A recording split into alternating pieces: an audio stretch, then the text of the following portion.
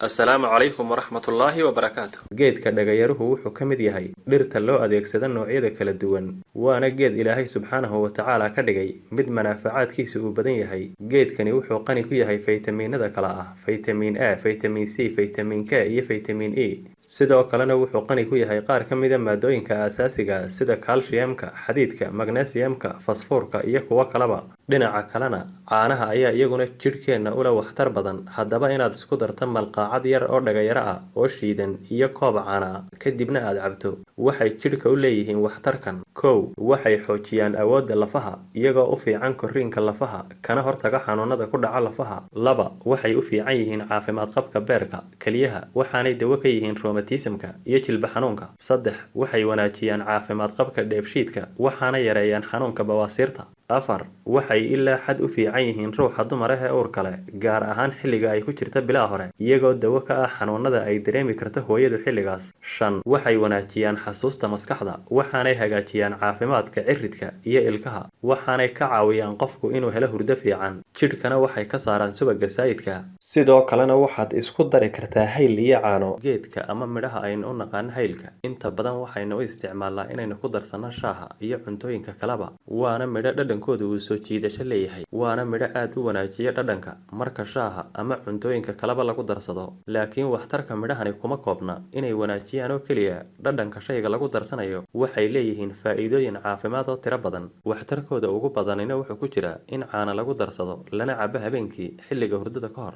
Waxaa ku jira midhahan haylka faytamiinada kala ah A, B, C iyo niacin. Marka haddaba caano lagu darsado lana cabo habeenkii, waxay si degdeg ah u biyaan xanuunada caloosha, waxay sidoo kale dejiyaan dibirada iyo dhammaan mushkuladaha la xidhiidha dhinaca caloosha. Dhinaca kalena, midhahan haylka waxaa lagu sheegay shayga ugu fiican ee wanaajiya urta afka. Xataa haddii aad cunto cuntooyinka bedela urta afka, waxay si degdeg ah u kaxaynayaan urtaas, iyagoo degdegna u carfiya afka. Waxaanay daraasado badani sheegeen in midhaha haylku ay ka hortagaan burooyinka kansarka, isla markaana ay jidhka ka saaraan sunta iyo milixda saayidka. Waxaanad u diyaarsanaysaa in koob caanaha aad dabka saarto, kadibna 3 midho hayla oo aad diirka sare ka qaaday aad ku darto, haddana aad ku sii darto malqacad yar ama 2 malqacadood oo sonkora. Markay si fiican isula falgalaanna aad qaboojiso oo aad cabto. Waxaana fiican caanuhu inay ahaadaan kuwa low faatka ah ee aan subagga lahayn. Waxaana lagula taliyaa dadka qaba xanuunka dhiigkarka inay qaabkan u isticmaalaan haylka